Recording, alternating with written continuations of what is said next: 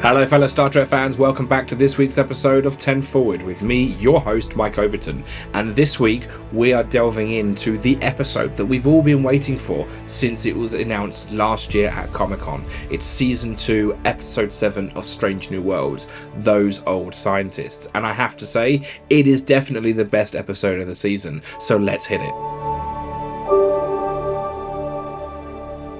The episode begins in the 24th century aboard the USS Cerritos, which arrives at Crometh B, a planet housing an ancient portal first discovered by Captain Pike and the crew of the Enterprise. Our favourite ensigns, Mariner, Tendi, Rutherford and of course Boimler, are excited about the portal's potential and the discovery of rare heronium, fueling Boimler's admiration for Starfleet history.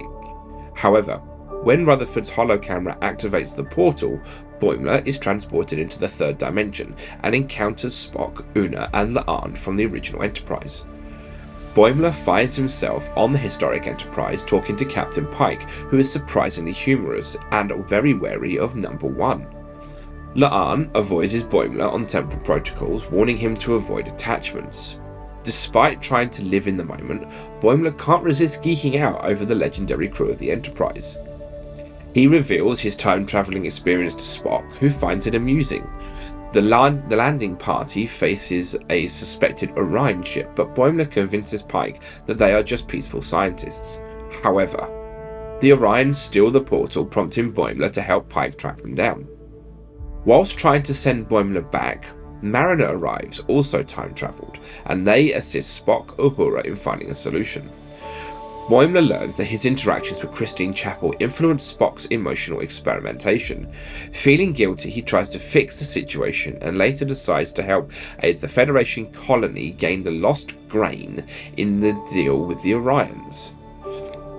After bonding with Pike over their mutual admiration of Archer's Enterprise, Boimler and Mariner reveal a piece of the original Enterprise's hull is in the ship, enabling them to return back in time. They say their goodbyes and Spock sends them off with a Vulcan farewell. Back on the Cerritos, they are reunited with Tendi and Rutherford. Una's poster, a favourite of Ransom's, is discovered. The episode ends with the animated USS Enterprise crew having celebrated Pike's birthday with a real bottle of Orion booze. The only thing in this episode I didn't like is it wasn't long enough.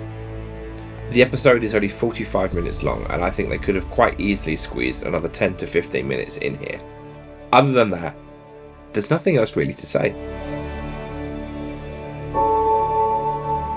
There are so many really good parts to this episode that I don't think I could list them all.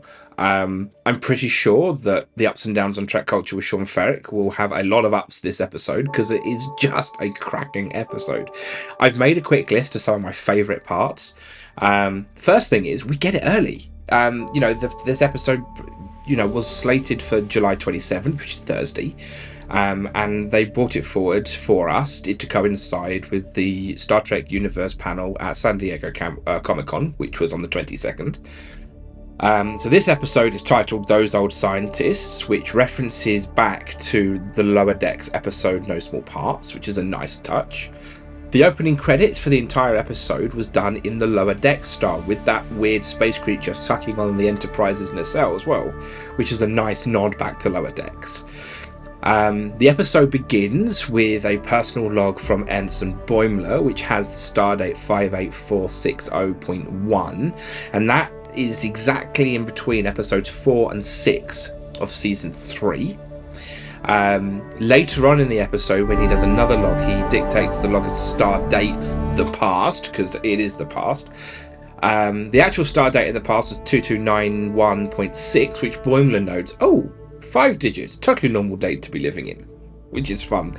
The episode mentions Setlik 2, which again was a nice nod back to the first episode of Strange New Worlds. The interesting tidbit I found whilst researching this episode is that the Orion scout ship that was used in here is a remastered version of the Orion ship used in the Journey to Babel, which is a nice touch back to some TOS era.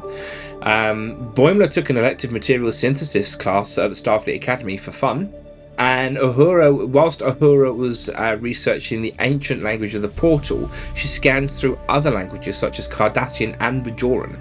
So it's quite nice that, we're getting some, a bit more of a depth of what languages the Federation has come into contact with at this point in time.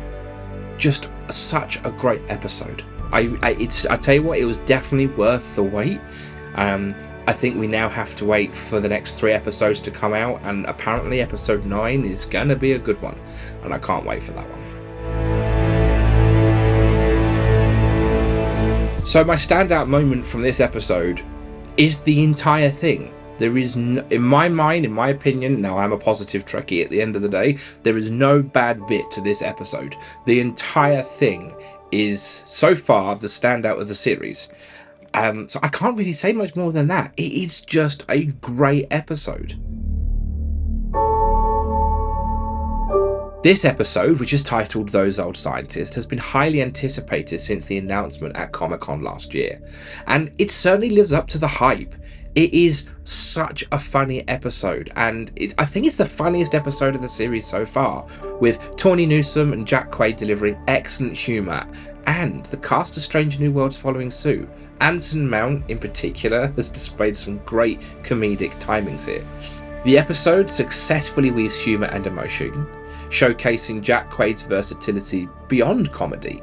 It cleverly ties in various storylines from Strange New Worlds Season 2 and even dips back into Season 1 as a standalone adventure. It features the Planet of the Week storyline, making the most rewatchable episodes, which I think is great. I'm going to watch this over and over and over again. The crossover with the animated Lower Decks era was extremely well executed, making it a true crossover event rather than just sort of a guest appearance. The production team has seamlessly blended the styles and tones of both shows. Thanks part into the co-writer of Catherine Lynn's familiarity with both series and showrunner Mike McMahon's influence here. The plot revolves around finding a sci-fi solution to return Boimler and Mariner to their time, whilst dealing with the threat of the Orions. Boimler's emotional journey and lessons in taking responsibility are compelling and tie in well with the themes explored within Lower Decks Season 3. The interactions between the characters from the different eras provide insights into their legacies and backgrounds, and there are some touching moments, particularly with Spock and Chapel. The episode also includes meta aspects from Lower Decks, reflecting on the show itself and engaging with fans through the references of the Star Trek Enterprise. Overall, this episode was a success. The crossover that blends humour, emotion and meta elements, making it a standout and enjoyable episode of both Strange New Worlds and Lower Decks. Great episode, it really is. Thanks very much everyone for listening into this week's episode of 10 Forward with me, your host Mike Overton. If you'd like more Clone Star podcasts, don't forget you can tune in every Wednesday here on YouTube at 10:30am UK time to The War Room, hosted by the delightful Sean Ferrick. Alternatively, visit clonestarpod.com, where there's your fan art, blogs, as well as every episode that we've put together. Once again, I've been your host Mike Overton. Have a great week ahead.